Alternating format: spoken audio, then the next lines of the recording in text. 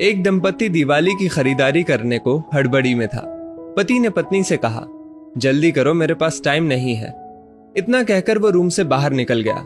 तभी बाहर लॉन में बैठी माँ पर नजर पड़ी। कुछ सोचते हुए वापस रूम में आया। शालू, तुमने माँ से भी पूछा कि उनको दिवाली पर क्या चाहिए? शालिनी बोली, नहीं पूछा। अब उनको इस उम्र में क्या चाहिए होगा यार? 2 वक्त की रोटी और 2 जोड़ी कपड़े, इसमें पूछने वाली क्या बात है? वो बात नहीं है शालू, माँ पहली बार दिवाली पर हमारे घर में रुकी हुई है, वरना तो हर बार गांव में ही रहती है, तो औपचारिकता के लिए ही पूछ लेती। अरे इतना ही माँ पर प्यार उमड़ रहा है तो खुद क्यों नहीं पूछ लेते? झल्ला कर चीखी थी शालू और कंधे पर हैंडबैग लटकाते हुए तेजी से बाहर निकल गई।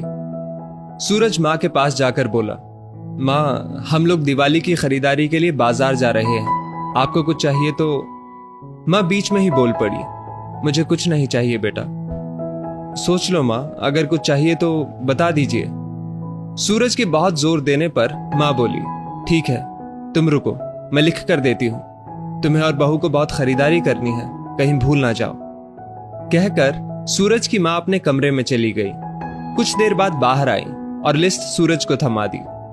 सूरज ड्राइविंग सीट पर बैठते हुए बोला, देखो शालू, माँ को भी कुछ चाहिए था पर बोल नहीं रही थी, मेरे जिद करने पर लिस्ट बना कर दी है। इंसान जब तक जिंदा रहता है रोटी और कपड़े के अलावा भी बहुत कुछ चाहिए होता है। अच्छा बाबा ठीक है, पर पहले मैं अपनी जरूरत का सारा सामान लूंगी, बाद में आप अपनी माँ की लिस्ट देखते रहना। कहकर कार से बाहर निकल गई। पूरी खरीदारी करने के बाद शालिनी बोली, अब मैं बहुत थक गई हूँ, मैं कार में एसी चालू करके बैठती हूँ, आप माँ जी का सामान देख लो। अरे शालू तुम भी रुको, फिर साथ चलते हैं, मुझे भी जल्दी है, देखता हूं माँ ने इस दिवाली क्या मंगवाया है। कहकर माँ की लिखी पर्ची जेब से निकालता है। बाप रे, इतनी लंबी लिस्ट, पता नहीं क्या क्या मंगवाया होगा। सूरज ने कहा, जरूर अपने गांव वाले छोटे बेटे के परिवार के लिए बहुत सारा सामान मंगवाया होगा, और बनो श्रवण कुमार। कहते हुए शालिनी गुस्से से सूरज की ओर देखने लगी, पर ये क्या? सूरज की आंखों में आंसू और लिस्ट पकड़े हुए हाथ सूखे पत्ते की तरह हिल रहा था, पूरा शरीर कांप रहा था। शालिनी बहुत घबरा गई। क्या हुआ? ऐसा क्या मांग लिया है तुम्हारी मां ने? कहकर सूरज के हाथ से पर्ची झपट ली। हैरान थी शालिनी भी, इतनी बड़ी पर्ची में बस चंद शब्द ही लिखे थे।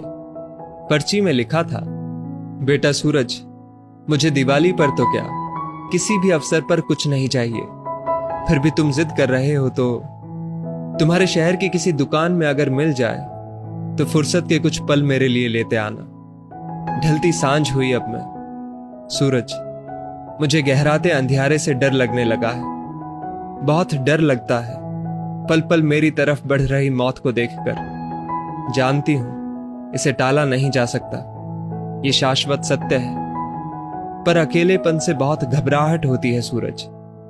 तो जब तक तुम्हारे घर पर हूं, कुछ पल बैठा कर मेरे पास, कुछ देर के लिए ही सही, बांट लिया कर मेरे बुढ़ापे का अकेलापन। बिन दीप जलाए ही रोशन हो जाएगी मेरे जीवन की सांझ। कितने साल हो गए बेटा तुझे स्पर्श नहीं किया, एक बार फिर से आ, मेरी गोद में सिर रख और मैं ममता भरी हथेली से सहलाऊं तेरे सिर को। एक बार फिर से इतराए मेरा हृदय मेरे अपनों को करीब, बहुत करीब पाकर, और मुस्कुरा कर मिलूं मौत के गले। क्या पता अगली दिवाली तक रहूं ना रहूं।